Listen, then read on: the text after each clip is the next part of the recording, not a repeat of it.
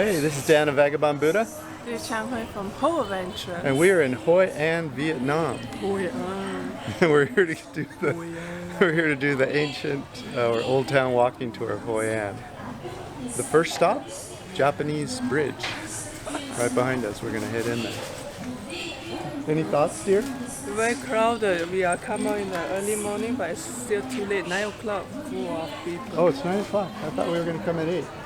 Yeah, you was late taking breakfast. Someone sleep in? No, I wake up at 6:30. Oh.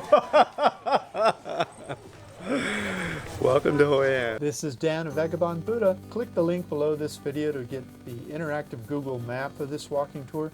There's also links to everything cheap and fun to do in Hoi An, including restaurants, accommodations, nightlife, and free tours. Plus, grab my free ebook, How to Fire Your Boss and Live Internationally for Cheaper Than Home. Okay, back to our video.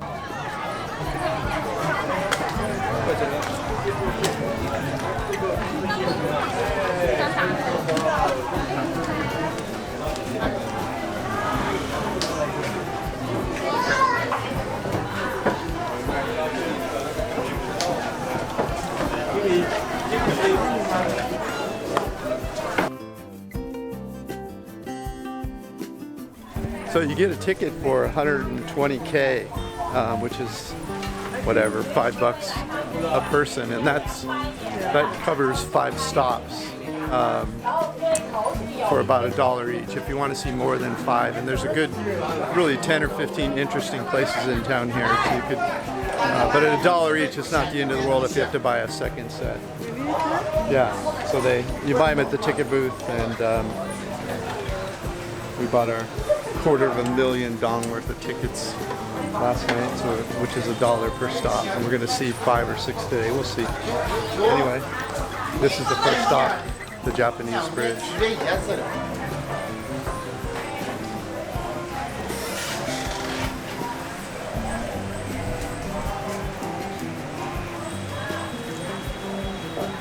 This is an interesting place. I'll flip around so I can show you as I talk.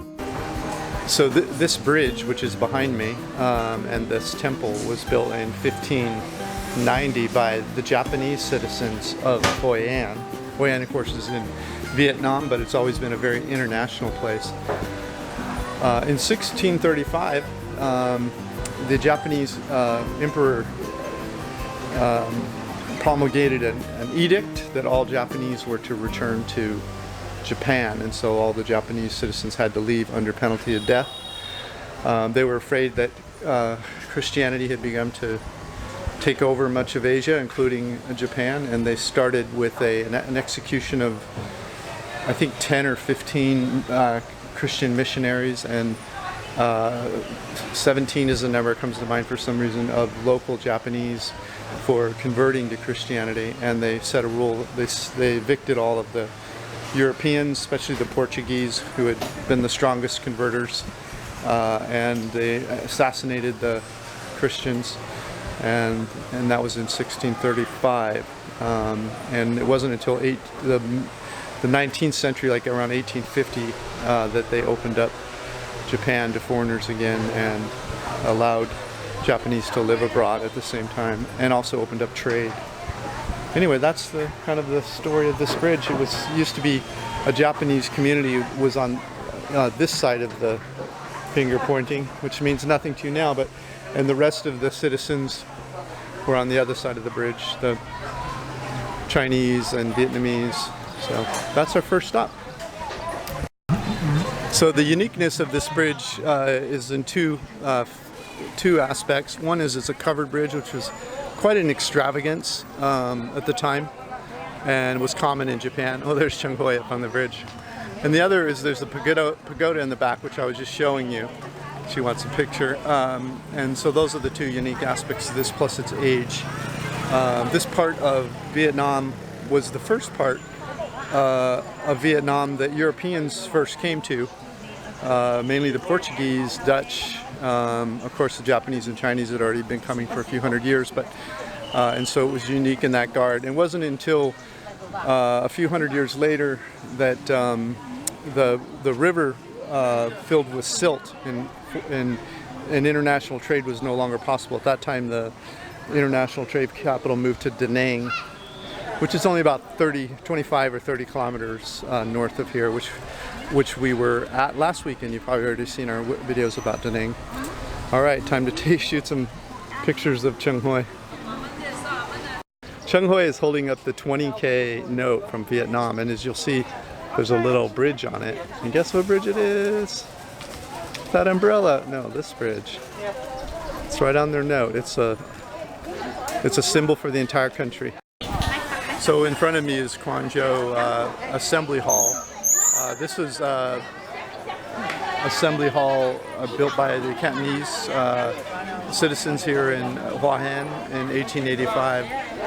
It was actually built in China. They had it created in China and they brought it here and it was assembled here in 1885. And we're going to go inside and check it out.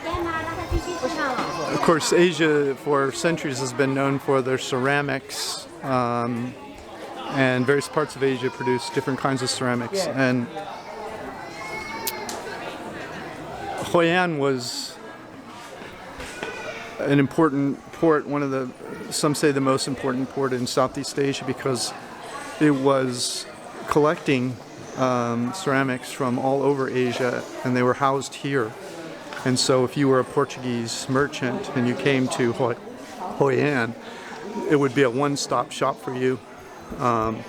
You'd pay a little more for the pottery, for the ceramics, because, for example, from India or from other parts of Asia, China, because they had already imported it once, but it would be a one-stop, so you would save all that time and energy of going to each country individually. And because of that, the merchants became very wealthy here. And as I said, these were Cantonese merchants that created this assembly hall. As we saw in Malacca and other parts of Malaysia and other parts of Asia, the Chinese had societies that would that band together because they were often the subject of ridicule because they were some of the more successful business people. Which we see in the West with the Jewish people. They're often subject of ridicule because they're so good at business, and that was true and is true of the Chinese, of course, also.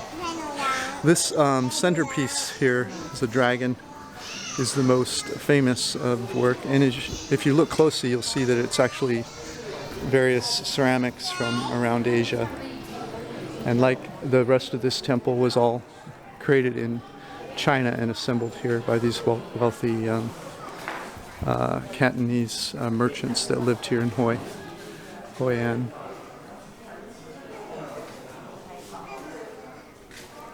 And these organizations, local organizations, often were groups of Chinese that were from different parts of China. This one in particular was Cantonese, and they would do such things as take care of widowed women or educate smart children whose parents couldn't afford to send them to school and various. So they were not just a way to connect with other business people and make money and make connections, but also a way to take care of each other and a way to protect each other from locals that didn't approve of your culture and also of rival Chinese groups that might not feel so good about your group.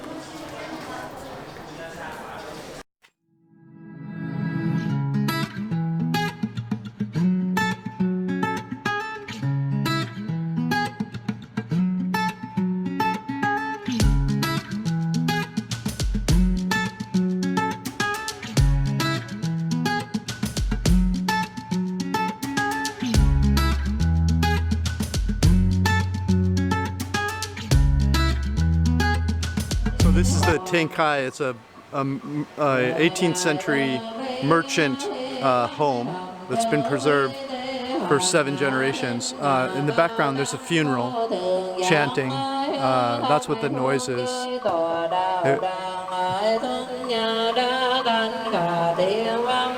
But we're going in the merchant house. tâm về nam mô tam này phương thường trú tam bài nam.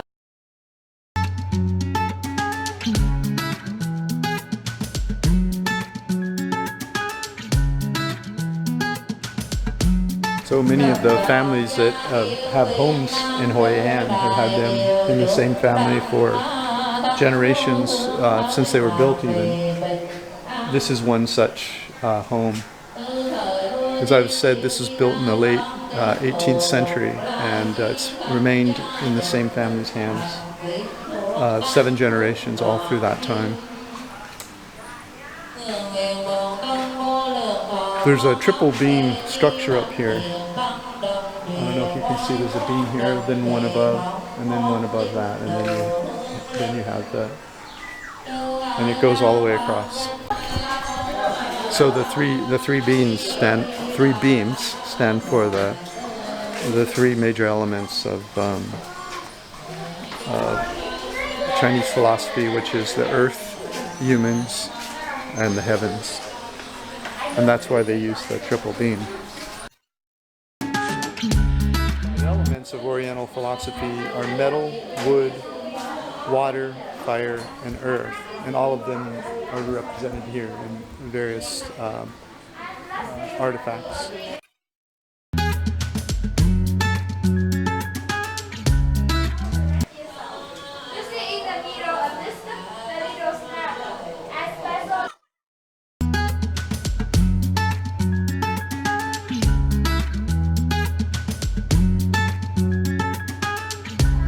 In the U.S. we have the Army Corps of Engineers, which engineer the way water flows in floodplains and also documents what areas are at risk for flood insurance purposes and that sort of thing. They haven't developed that sort of technology to a large extent. In Vietnam, they've adapted the architecture to deal with floods instead. Many of the homes you'll see in Hoi An are 2 stories tall, and the reason is that during a flood, people move upstairs. There's stairs up there and this is a hatch. But let me show you how high the flood actually can get. Here's a flood in 2016. This is more of a normal flood. Annually you'll get floods around here. So these marks are high marks. The high mark is all the way up there in 1964. That's how high the water can get. And that's almost to the 2nd floor. It's just a few inches under the 2nd floor.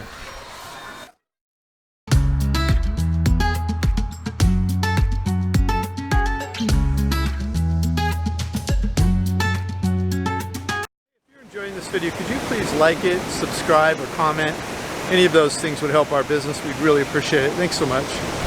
So behind me is the Museum of Trade Ceramics. I mentioned how this was a central spot in Southeast Asia where the local merchants collected ceramics from all over the world, India, China, Thailand, Persia even. And this museum is a collection of much of that, of the ceramics from around the world that the families here at Hoi An have donated to create this museum. And so you can get an idea of the different types of ceramics. Let's go inside, check it out.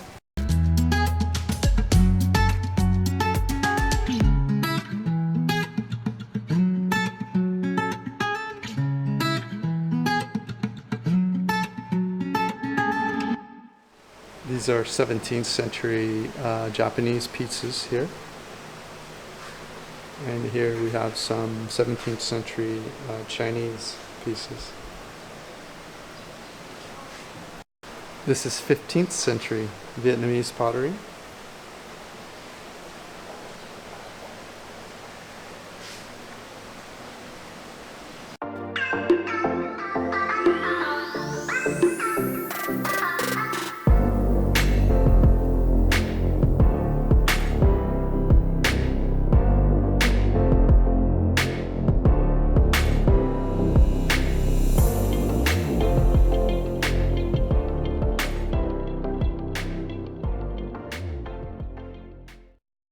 This is kind of fun here. You can get a feel for what the roofing is like in Hoi An and other parts of Asia. You can see these are ceramic semicircular surfaces that make the water run off into the valleys, and these are flipped over versions of it. So you would just lay a course, build up some concrete, lay on a course upside down, then right side up, upside down, and you just funnel the water down to the street. And a roof like this, assuming you don't walk on it, could literally last you hundreds of years, because this pottery lasts that long. Again, we're still in the Pottery Museum. This is interesting because it gives you an idea. It gets quite hot in Asia, as you probably know. And it's not unusual for them to, in fact, it was normal for them to have the kitchen outside the house. That way none of the heat created from cooking is in the area.